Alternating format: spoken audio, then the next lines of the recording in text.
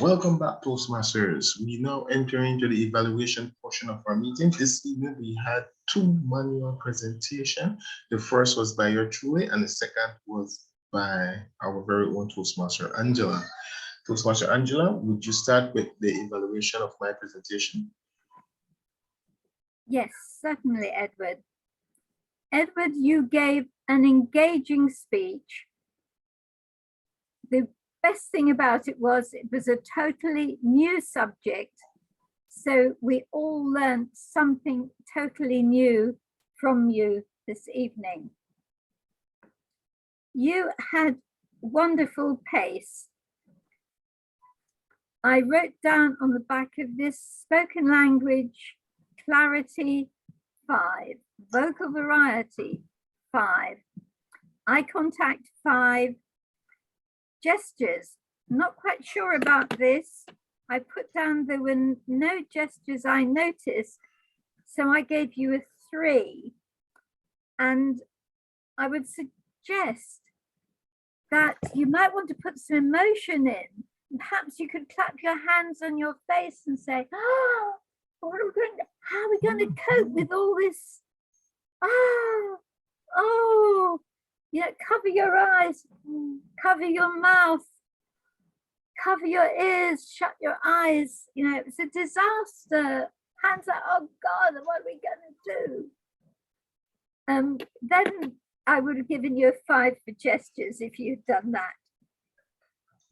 Audience awareness, I gave you only a 4 because I will come to what you should have done later. Comfort level, excellent as usual, number 5. Interest, absolutely 5. Well researched, number 5. Now, to go back to what I was saying, I just come to, it was great because it was new, it was great pace. You made it clear to us what the blue bond was and the advantages of it. So it was a positive message. I hadn't written down positive, so that is 1, 2, 3, 4 positives I've got.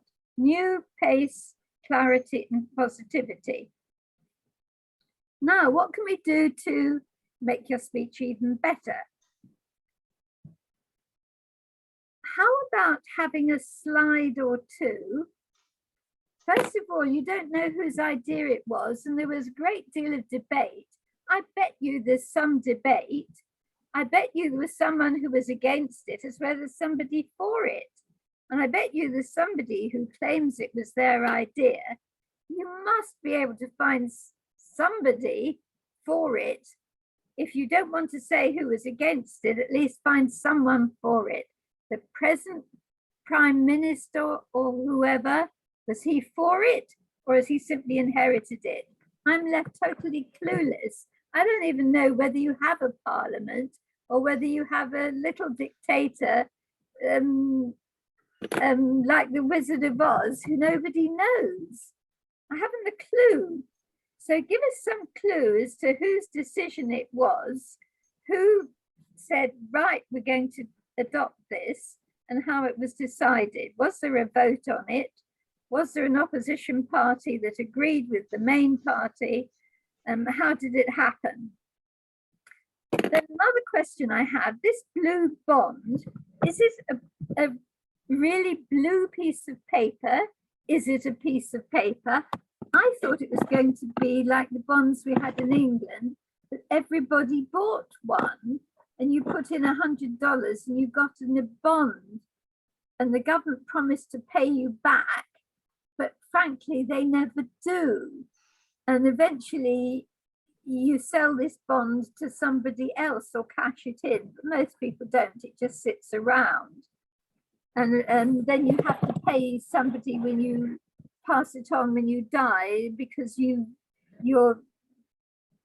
anyway, I'm getting in a long irrelevance there. So what is this bond?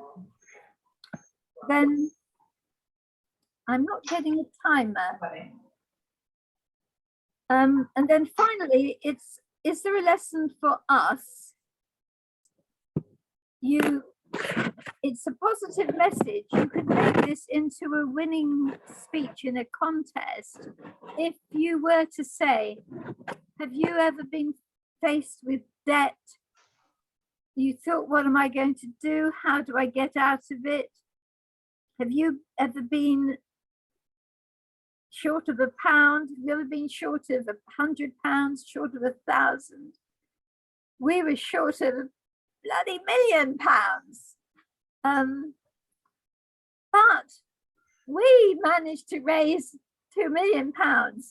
Your problem, if you just think around who can help you, what's in it for them, find somebody who could gain by giving you money and getting you to do something they want you to do or don't want you to do. Think about it. It's all a matter of lateral thinking or whatever your message is. And make the story an arc, a beginning and end, and a call on you. Look at, unless the call is something else, come and our forest is preserved, our what do you call them, our snorkeling is preserved, come and the barrier reef. Our barrier reef is preserved, visit us. Maybe that's the message. Because of all this, it's going to be preserved forever, so you can be sure to be here next year when you come to visit us. I don't really know what's in it for me, or whether the message is Singapore could do the same, and every country could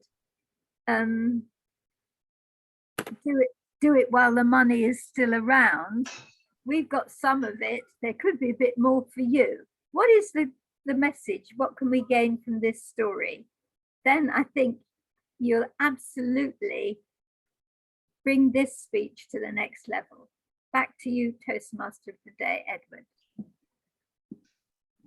As usual, most insightful, Angela, most insightful. With those tips, I'm sure I can improve drastically on that presentation and make it, as you say, a contest-winning presentation. Excellent job. Points we can all grow and learn from. Thank you, Toastmaster Angela.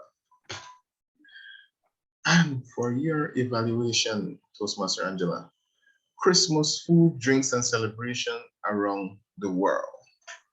The purpose of your presentation was for you to review basic research method and presentation and present a well-organized, well-researched speech on a topic.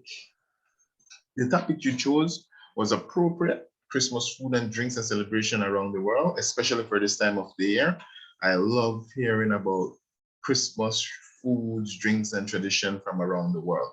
We have our own little niche here in Belize, but learning about the different traditions around the world is always interesting to me. So I love the topic right off the bat. And I believe in this presentation, you were excited. I can tell you were a fan of Christmas. You excel with your vocal variety in this presentation. You were animated vocally when you were telling us about the gingerbread, when you were telling about what the French chocolate roll cake. I loved it. You did a great job communicating with you and using your vocal variety. What my challenge is to you is time management. You touched on 2-3 countries. I was hoping for you in that 5 minutes to be able to get to at least 5 or 8 countries. So I would want you to work us on time management to say, oh, well, main dish in Germany is X, in French it's this, in Belize it's that, and move progressively so that you can cover a number of countries, because as your topic says, celebrations around the world. So you might want to touch on all regions, not all countries, but regions. That will bring it down to probably 6-7 regions from around the world. And that would help you to cover the topic around the world. So time management, that is the key for you in this particular presentation. That is the challenge. Your I want to also commend you on the use of your presentation slides. Again, you continue to show growth as it relates to using PowerPoints in your presentation. From the first presentation I saw you use PowerPoint to this one, tremendous growth. You use the presentation as slides. I commend you on that, Angela. You continue to show growth. You continue to raise the bar for all of us. Excellent job with that. So again, you excel in time management. You excel in vocal variety. The challenge is time management, and I commend you for progressing to using slides in your presentation. Great job there, Angela. For clarity, spoken language, clear and easily understood, I scored you at 5. For vocal variety, use of tone, speed, and volume, again, I scored you at 5. For eye contact, there were moments I felt you were looking away from the camera, so I scored you at 4. For gestures, yes, you were animated. However, I am accustomed to seeing Angela do presentations standing up. For some reason, I had wanted to see you probably had the Christmas pudding and showed us a piece of it as you took a little bite. So for gestures, I gave you a 4. Audience and awareness, I scored you at 5. You were engaging with your audience. You asked us if we are familiar with the different dishes. Excellent job there.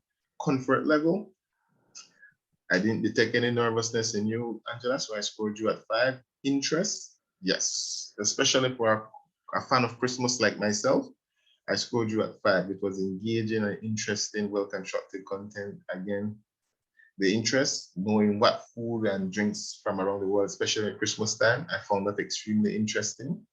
I gave you a 5. Research content is well, speech content is well researched and sources are available if requested. Again, I scored you at 5. Excellent job with this presentation, Angela. I commend you. Guys, a round of applause for all of our presenters this evening.